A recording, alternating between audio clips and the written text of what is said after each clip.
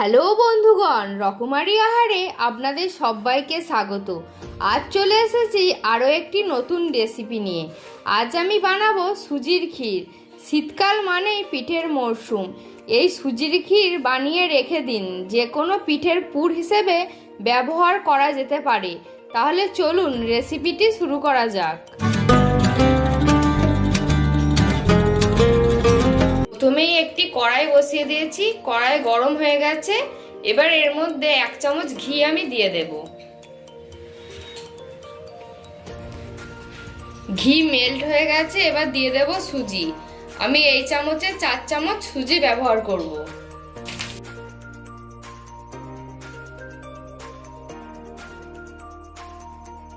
এর সাথে সুজি খুব ভালো করে ভেজে নেব। ভাজবার পর এবার দিয়ে দেব দুধ।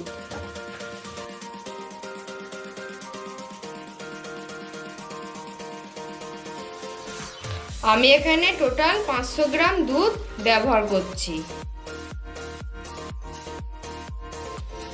সুজির সাথে দুধ অনবরত নেড়ে যেতে হবে। মিনিট 5 সময় ধরে নাড়াচাড়া করবার পর এবার দিয়ে দেব মিষ্টির জন্য চিনি।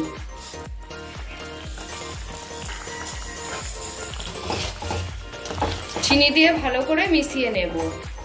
আমি এই ক্ষীরটা মিডিয়াম ফ্লেমে করছি। অনবরত এইভাবে নাড়াচাড়া করতে হবে, না হলে কড়ার তলায় লেগে যেতে পারে। নাড়তে নাড়তে এই পর্যায়ে দিয়ে দেব 1/2 চামচ ঘি। ঘি দেওয়ার পর আরো ভালো করে নাড়াচাড়া করে নেব। আপনারা দেখেই বুঝতে পারছেন আস্তে আস্তে ক্ষীরটা কড়ার গা থেকে উঠে আসছে। আরো এভাবে একটু নাড়াচাড়া করে শুকনো করে নিতে হবে।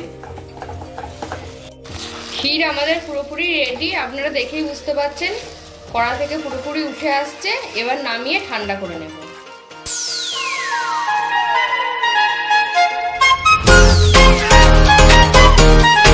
তাহলে বন্ধুগণ, দেখলেন তো, খুবই অল্প উপকরণে এবং অল্প সময়ের মধ্যে সুজির ক্ষীর বানিয়ে দেখালাম। আপনারাও বাড়িতে বানান। এই সুজির ক্ষীর শুধু মুখেও খাওয়া যায়।